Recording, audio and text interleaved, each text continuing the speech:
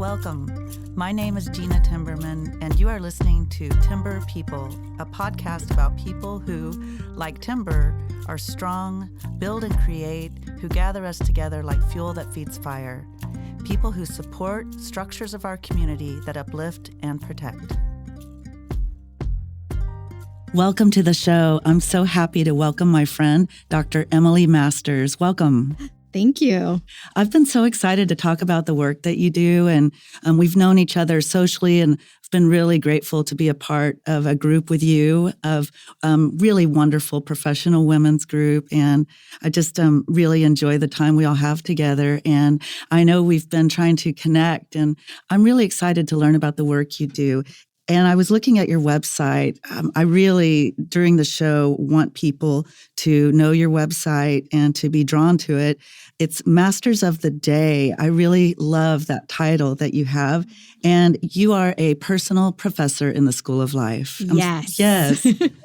I love, so my maiden name is Masters. My married name is Rosenthal. And my husband said, why don't you put something, in honor of your roots? So Masters of the Day, and I help people master their day. And there's a lot that you learn in school, but there's so much that it was like, what happened to the class about how to have your mojo on Monday morning, or how do you adult, or how do you handle conflict? How do you level up in your own life? There aren't those kind of classes in school. And a lot of my clients over the years kept saying, oh, I wish I learned this in school. I wish I learned this in school. So a lot of what we talk about is kind of, there's a focus when you're in school for years and you have a syllabus and you have tests and you know when your exams are and you know how you move on to the next grade, but that doesn't happen in life. So when I work with organizations, individuals, it's helping them know here is the focus to take them to the next level. That's so great. I mean, who can't use that support and direction and assistance and motivation? And really, it's like that phrase, slay the day. Mm-hmm. And so I really love that you help people develop tools to master their day and master their direction forward. Mm-hmm. Thank you. It's over the years, clients have referred to me as an above-the-line fixer, a COO for hire, a home edit for your personal and professional life. So it's really interesting to hear how each individual comes to me, and it's all been through referral based and helping them.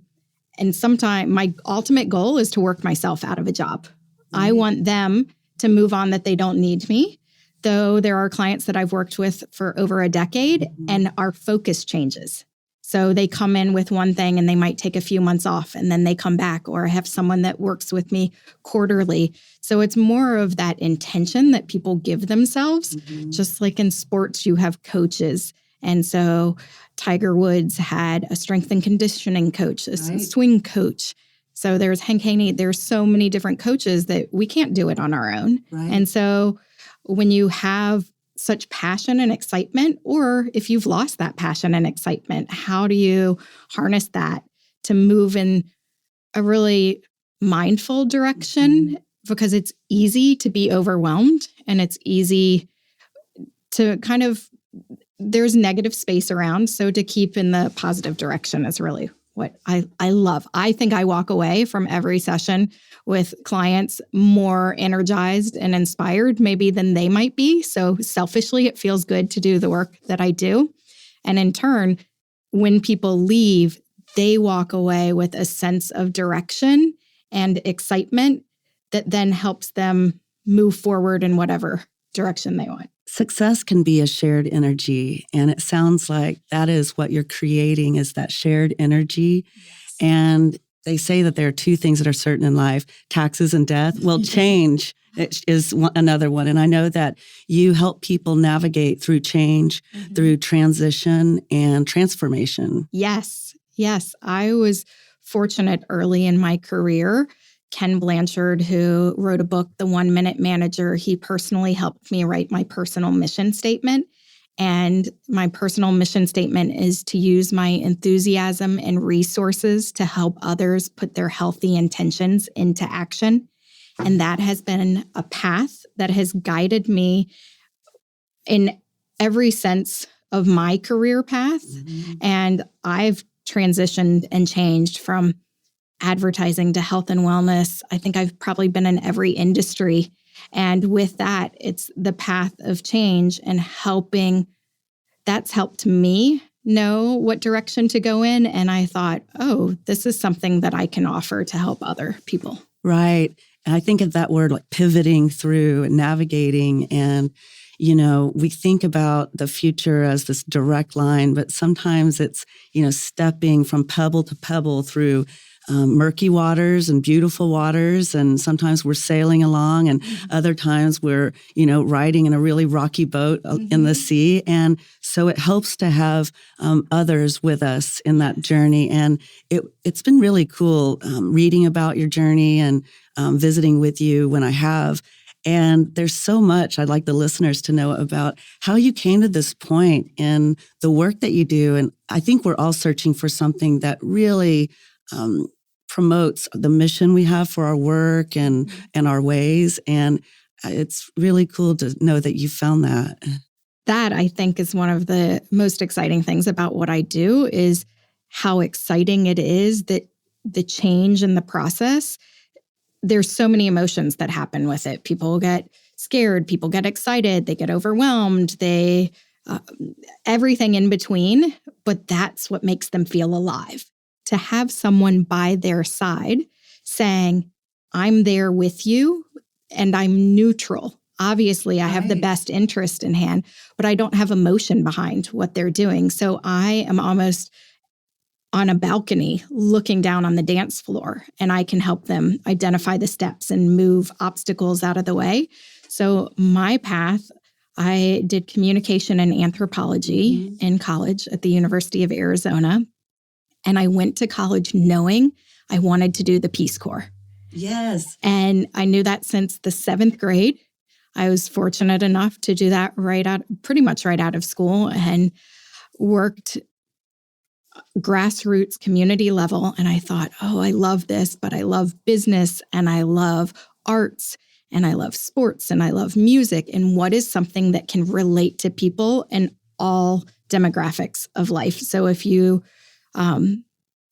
think about, there's certain things that no matter socioeconomically where people are, that they can identify with. So art had been so much a part of who I was, and I wanted to expand. Music, I love music. That is not in my skill set. And I thought sports, that my master's is in sport leadership. So life is all about wins and losses and resilience and teamwork. And I thought that if you're in grassroots community setting or you're in a boardroom, the same theories apply. And I was fortunate to do that because it also public health, community, sport, leadership, everything in between.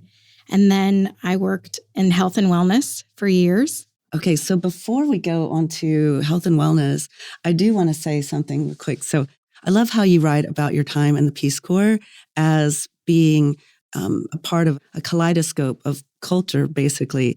I love that phrase, and it's really beautiful. Thank you. Once again, I felt like I learned more there than I gave.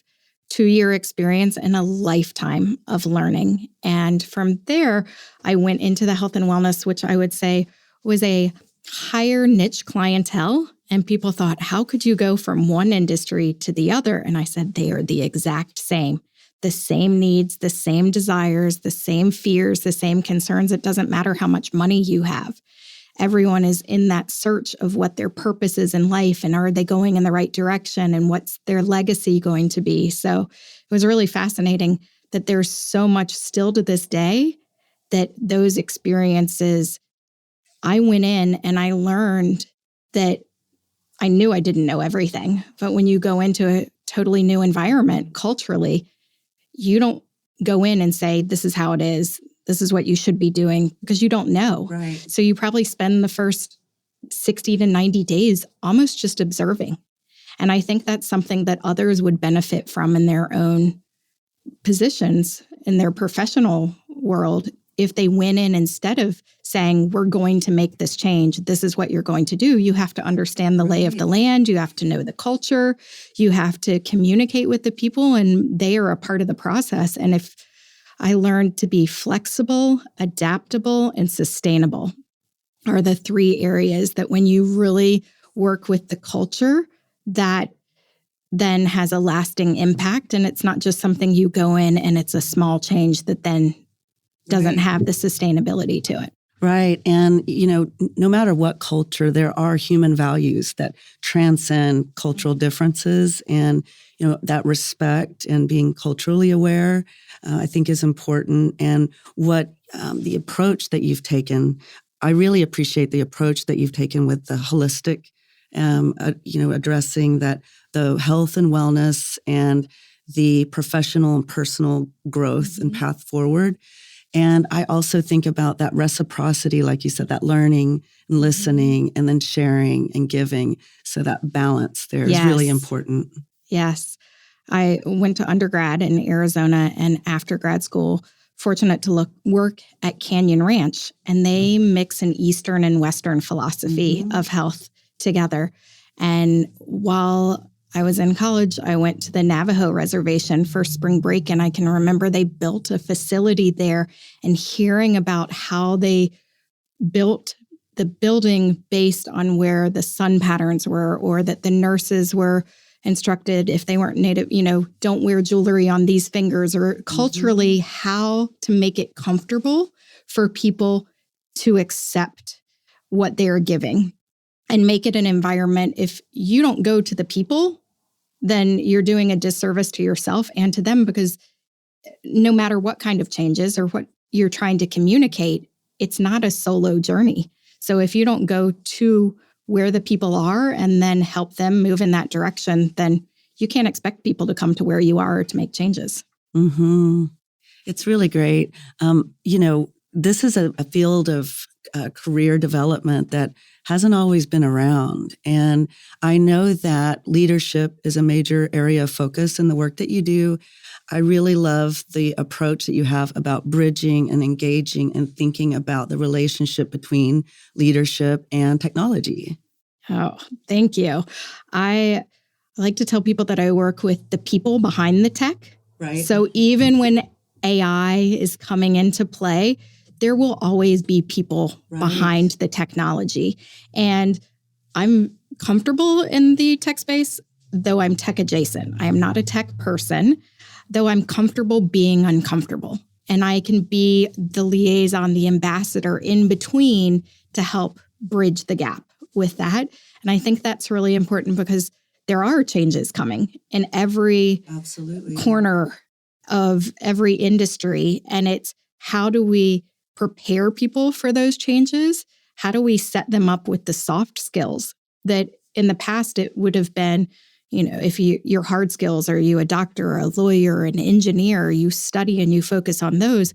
People are trained in that, but now AI is going to be trained in those areas. So what about the soft skills? The communication, the conflict resolution, the EQ, and understanding how to read the room.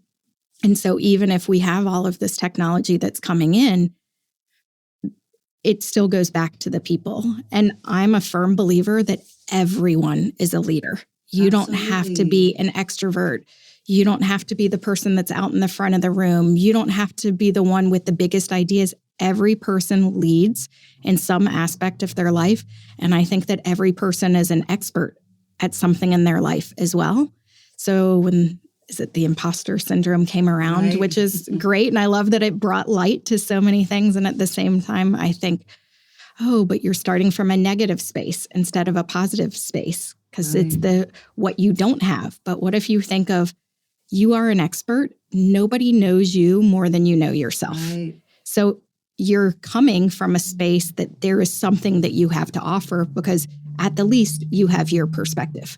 Absolutely. And, it's about building that confidence and change. We can all rattle with some change, but having confidence through that time is so important. And the work that you do in really promoting that awareness of an individual's gifts and their leadership capacity to be more confident no matter what their path is, holds for them. And I think that's the confidence through action. So sometimes you don't know what to do, or you need the reassurance of, yes, try it. It's okay if you fail. We're failing up.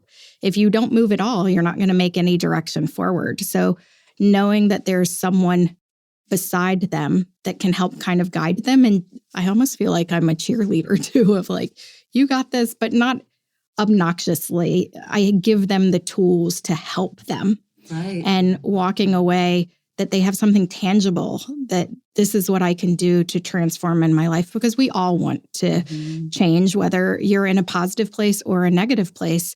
There's something that you want to evolve and do, but you have to have a system. There's theories, there's frameworks of change. And it's great to look around others, but you're only exposed to as much as you're exposed to. So having a doctorate in organizational change and leadership opened my eyes to give me the theory and the practical side of it matched my experiences. And I love that you have been trained and have that experience in research and development around sports leadership. And, we oftentimes talk about failure or winning in sports terms.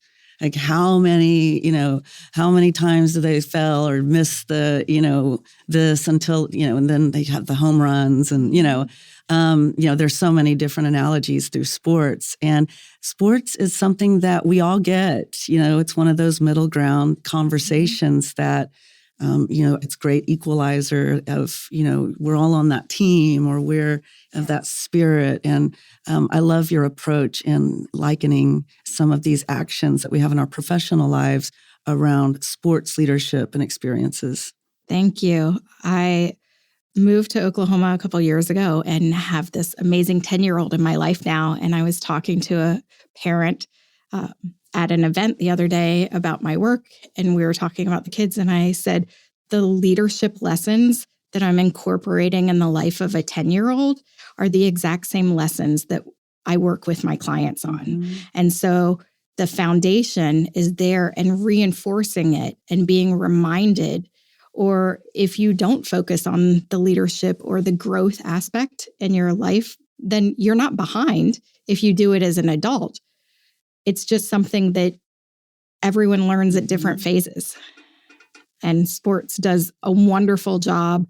I think everyone should be in sports.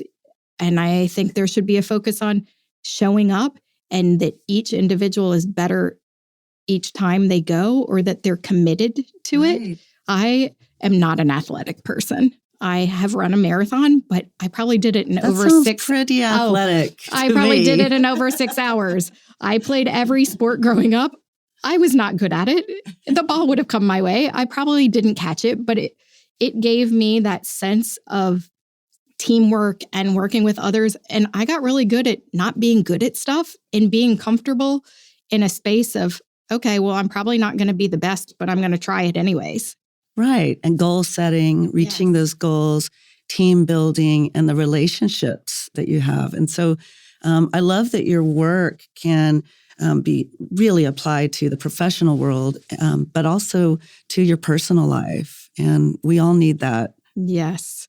It used to be work-life balance, but it's work-life integration. That you can't have one without the other, and you can't control what happens in your life and it not impacting your job. And your job is going to impact your life, because it's not a balance. That almost feels like one. You have to work in both areas where you don't have control. So if it integrates together and helps with the flow.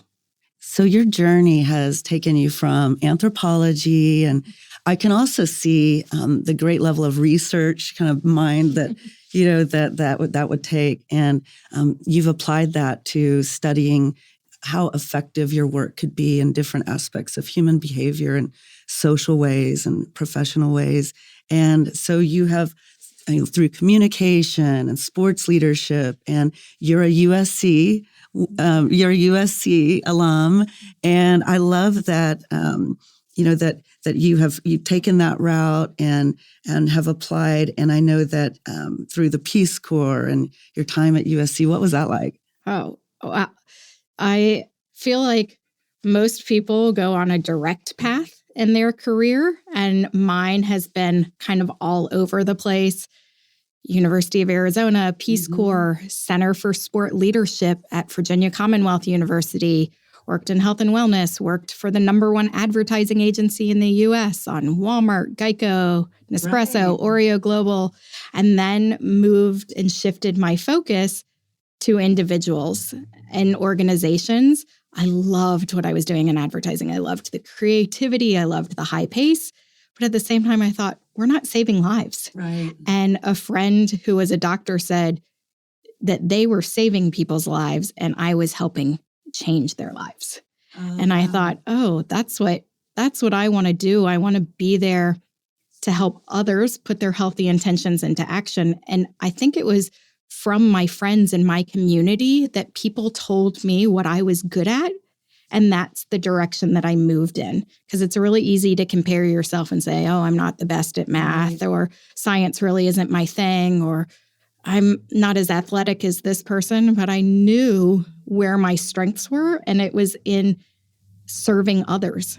And so I leaned into that, and that servant leadership style has benefited me full circle, that I understand what my role is and what area I can do to help others. And as little as maybe they want to incorporate something health and wellness wise, or they are a director moving into a VP role.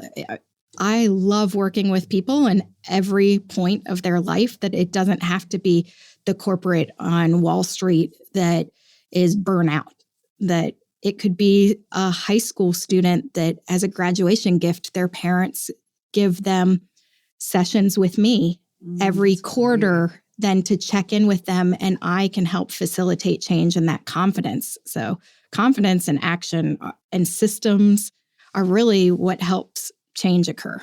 Absolutely. We think about that diploma, like that you get handed, you graduate, from the school, but having that confidence and those skills that may not be rolled up with a ribbon around it, but we still need aspects of that diploma in life, in the school of life, as you say. I love that. I really love that. You do such a great job of telling your own story. And I know that you help others tell their own story and develop their own mission statement and the vision that they have for their lives. And I know that it sometimes needs to be revisited. And there are times I feel like I need to really do that kind of check on what direction am I moving forward next in life and career, and how do I want to tell my story? What would you share with the listener about developing their own mission and vision with the way they talk about themselves? That's a great question. Thank you. First, when I heard that question, my thought is, go back to what you loved when you were 16 years old. What was it that excited you at 16? And it might, when I was 16, I had no idea you could have a doctorate in organizational change and leadership. Right. Like that just, No, absolutely. I knew I wanted to do the Peace Corps, and I didn't know anything beyond that. Though when you focus on, so I do 15-minute sessions, and I help someone write their personal mission statement in 15 minutes. And that is like a North Star. And not only does it help you know what direction you want to go to, but it helps you know what direction not to go. So it's just as important to say, no, that doesn't align. Don't put my energy into that. That might not be the best direction. So I would say more than anything, reflection is big, that it's really easy to keep moving forward. But if you don't look back and see why you've made the steps that you have. Right. And I was at a point in my career too, that I had been fortunate enough that people kept offering me jobs. And that's kind of how I moved in so many different spaces, because I'd be somewhere and someone would say, ooh, you'd be really good at this. Do you want to come to it? And then at one point I thought, wait, I never stopped to figure out what it is I wanted to do. Right. And so it's easy for life to just pick up speed. And then all of a sudden you're in a place that you didn't know you would be, but it's also not the place where you want to be. So how do you get back? Right. You get kind of swept up in that momentum or that inertia of just what's happening in life. And I know that especially after COVID, post-COVID, that, a lot of people were rethinking careers. And how have you seen your business change in the last couple of years? Oh, so there's a lot of entrepreneurs out there, which is fascinating. And I love that. But I also love when someone works a 9-to-5 corporate job, or they work at a community organization and they don't want to change. They want to figure out how to improve where they are.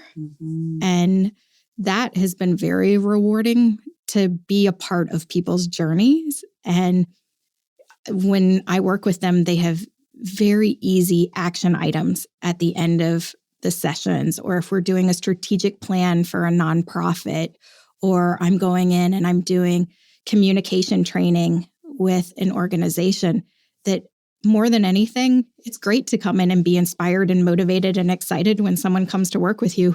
But what happens when you're done? Right. And so giving easy wins or follow up on things, because life happens. You have kids to feed, you have homework to do, you are stressed about money. I mean, there's so many things that happen in life that can take over. But when you align with your goals and your dreams and your actions, then all of the other stresses that come into life, it's almost as though they're easy. They're not easy, because life is not easy, but it makes it easier to handle life's complications. I love how you break it down to those manageable tasks or to-dos to move forward. Oftentimes, I know I have been stuck in this trying to make it perfection rather than progress. It's like looking at the elephant and I can't eat an elephant. Well, there's only one way to eat an elephant. It's one bite at a time. And so giving someone the tools to break it down into meaningful, impactful, smaller steps forward makes all the difference. Yes. At this point in my life, I feel like I'm going through this huge rebrand, and talk about having a background in change. And that is what I am also focusing on. I am guilty as well, as I want it to be perfect. And I have to remind myself that I have so many tools that would benefit others, and just get it out there.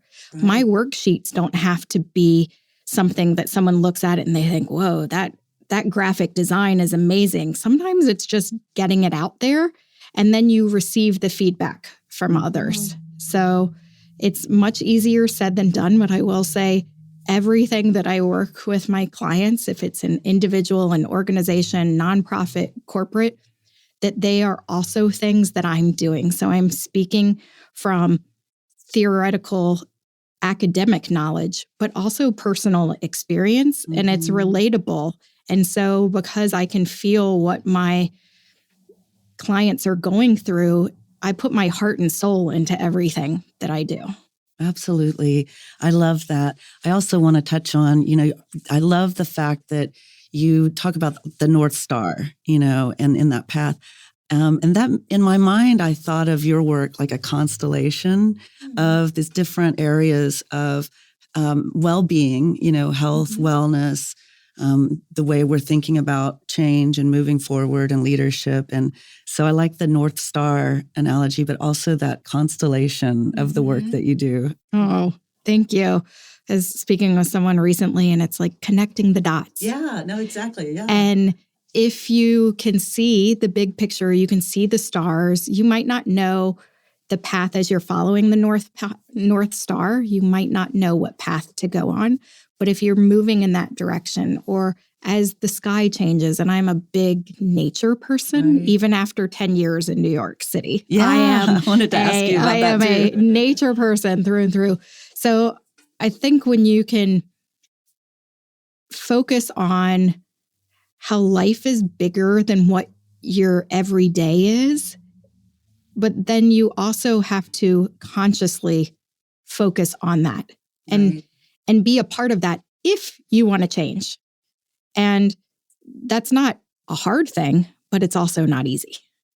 I'm so happy you're here in Oklahoma now. Was it, that's a big change going from, from living in New York to Oklahoma. How do you feel about that transitional time in your life? It is a transition. I'm going to be completely honest. Right. I will say I love Oklahoma. I had been to 40 some states before I moved here and had not been to Oklahoma. And I came here and I fell in love with the people, with the pace, with the culture. Yes, there have been some adjustments, but every time I think, oh, I miss this about where I lived here, or I lived on a tropical island, or I miss this, I miss that, there's something that matches it here. Mm-hmm. So it might not be the same, but it's really easy to find those things that you love when you're happy where you are. I love that. I think that's so great. And I have to say, I'm just really excited about the work that you're doing. And I know that many people will benefit from your important work. Dr. Emily Masters Rosenthal, it has been such a pleasure having you on the show. I want the listeners to know your website, if you don't mind sharing. Yes, it is mastersoftheday.com, or they could go to withdremily.com. And when they go to the website, I feel like my journey here to Oklahoma is I have such a unique skill set that I want to be a part of what's going on here. I want to be part of the excitement of Oklahoma. And so I feel very honored that I get to be here at this point in my life and benefit from and working with. So I might come in and I have a skill set about change and about leadership, but I don't know the culture the same way that others do. And so to blend them together is going to be a really exciting point. And I'm looking forward to what's ahead here. Oh, me too. Super cool. I feel like you're empowering people so much, and it's like superheroes. It's Dr. Emily, Masters of the Day, or is it Masters of the Universe? Yes. Yes. Thank you so much for being on the show, Dr. Emily. Thank you. It's been an honor. And one of the highlights of my time in Oklahoma is meeting people like you and having this really natural conversation, and you bring out the best in people. So thank you for letting me be a part of that. Thank you so much. It's been a gift to know you and to have you on the show. Yakoki, thank you for joining us. Timber People is brought to you by the Possibilities Podcast platform.